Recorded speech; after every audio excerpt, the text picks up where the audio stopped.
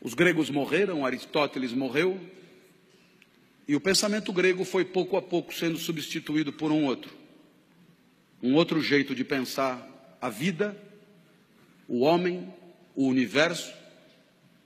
E esse outro jeito também tinha um grande líder, um grande mestre espiritual, chamado Jesus. Jesus nasceu em Nazaré, 350 anos depois de Aristóteles. Aristóteles, você sabe, era grego, estudou na academia de Platão. Jesus era judeu e se formou no judaísmo. Aristóteles tornou-se um subversivo na academia. Jesus tornou-se um subversivo no judaísmo. Jesus disse coisas que ninguém tinha dito antes. E Jesus, grande sábio que era, respondeu à nossa pergunta: o que a vida tem que ter para valer a pena? E a resposta de Jesus é impactante até hoje. Por mais que vivamos numa sociedade de cultura cristã, a resposta de Jesus, quando anunciada com clareza, produz extraordinário impacto nos espíritos de quem ouve. O filé mignon da vida, a vida que de fato vale a pena, é a vida assumidamente dedicada ao outro.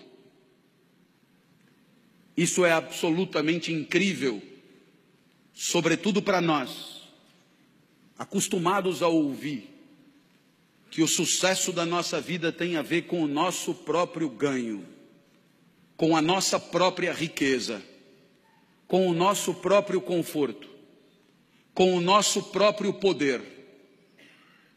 Jesus dirá mais ou menos o contrário.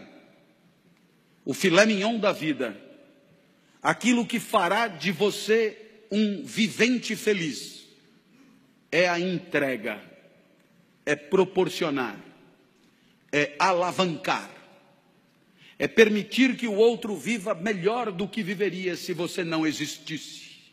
É permitir que o outro sorria o sorriso que, se você não fosse, ele não sorriria. É permitir que o outro sinta a alegria que, se você não estivesse, ele não sentiria. E aí sim, você terá vivido vida boa, vida que valeu a pena. Lição de Jesus. Bem, os exemplos podem ir ao infinito. Basta que alguém que você ame fique doente, para que você gaste num único cheque tudo que tinha guardado para si. E aí você descobre rápido o que vale mesmo na hora de viver. A minha filha Natália é a mais nova dos meus filhos, tem 13 anos hoje. Quando tinha 4, foi acometida de gravíssima doença, rara no Ocidente. Síndrome de Kawasaki, um vírus letal. Funciona mais ou menos assim. Esse vírus só aparece em crianças de 4 a 6 anos. Esse vírus, se desincubar, mata a criança na hora. Mas tem uma vantagem. Se ele não desincubar por 2 anos, ele acaba morrendo.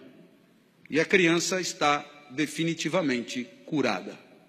2 anos só. 2 anos esperando. Eu olhava para minha filha na UTI e eu me dizia: por que não troca? Eu fico no lugar. A vantagem é óbvia. Eu fico aqui e a criança fica livre disso. Como não estava dando certo, eu fiz proposta irrecusável. Pegue 20 crianças com isso. Ponha os 20 bichos em mim e liberte as 20 crianças. Agora a vantagem é mais do que óbvia. Não esqueça de pôr a minha filha no meio. Bem, pensando assim, eu aprendi coisas sobre mim. Coisas que eu não sabia. Eu aprendi que para mim a vida não era o bem de maior valor. Continuar vivo não era o mais importante. Porque se fosse o mais importante, eu não trocaria. Se fosse o mais importante, eu jamais faria aquela proposta. Então, naquele momento, eu aprendi que havia alguma coisa que valia mais do que continuar vivo. Eu aprendi, então, a maior lição de Jesus de Nazaré. A maior lição. O que mais vale na vida. O filé mignon da vida. Eu aprendi que o amor vale mais do que a própria vida. Por isso propunha a troca.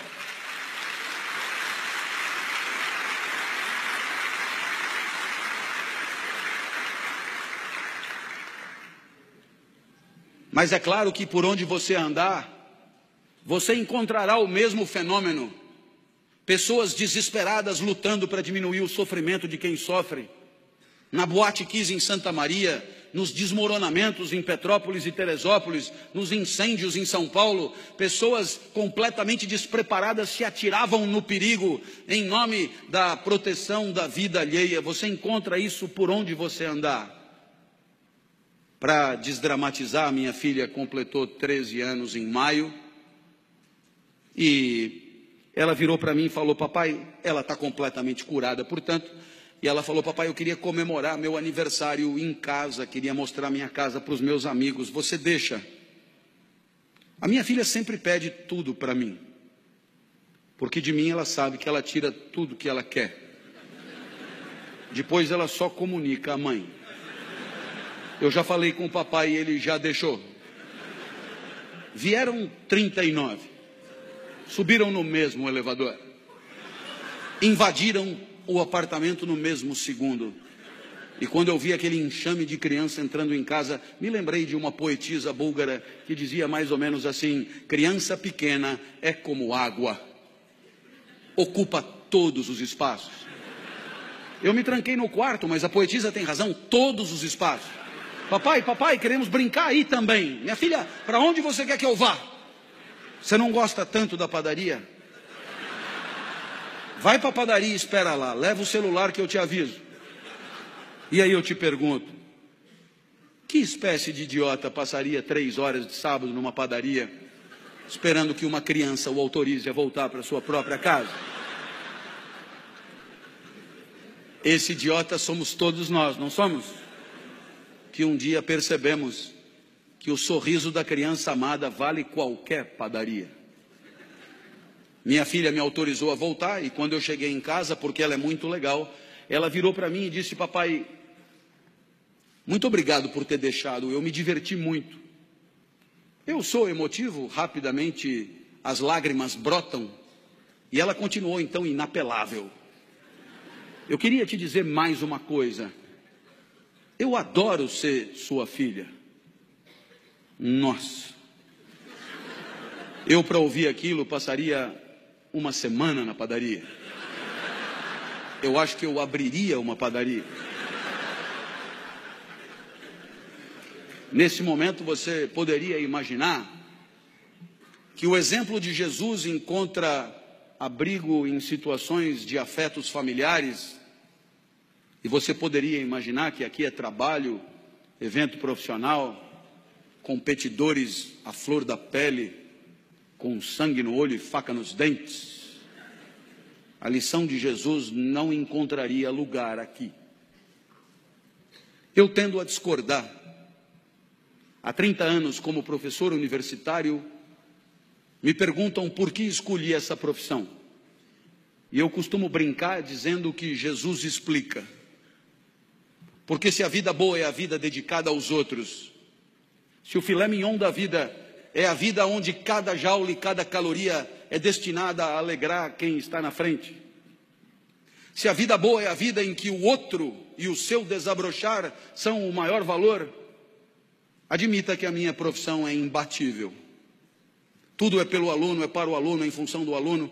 É o aluno que aprende, é o aluno que se forma, é o aluno que se capacita, é o aluno que se prepara, é o aluno que se posiciona no mercado, é o aluno que volta para você depois que está trabalhando para continuar estudando. Tudo é por ele, cada aula preparada, cada livro escrito, cada ensinamento dado é para que ele possa pensar melhor e viver melhor. Nada volta, nem salário tem. É evidente que é pelo aluno. Mas eu falo do professor a título de exemplo. Todas as demais profissões podem ser assim. Quando o médico volta para casa à tarde e às 4 da manhã é acordado, ao se levantar, ele talvez ganhe mais do que o professor, mas não é por causa disso que ele levanta.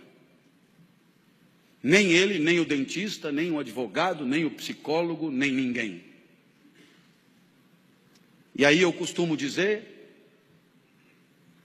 disse até uma vez num evento de mídia que depois na internet atravessou o país, que trabalhar é quebrar o galho de alguém. Trabalhar é quebrar o galho de alguém com conhecimento de causa. Trabalhar é quebrar o galho de alguém com formação. Trabalhar é quebrar o galho de alguém com método, com expertise, com protocolo. Mas trabalhar é, antes de tudo, quebrar o galho de alguém. Feliz daquele que consegue enxergar na alegria do outro o resultado das suas ações, do seu investimento, da sua dedicação e do seu empenho.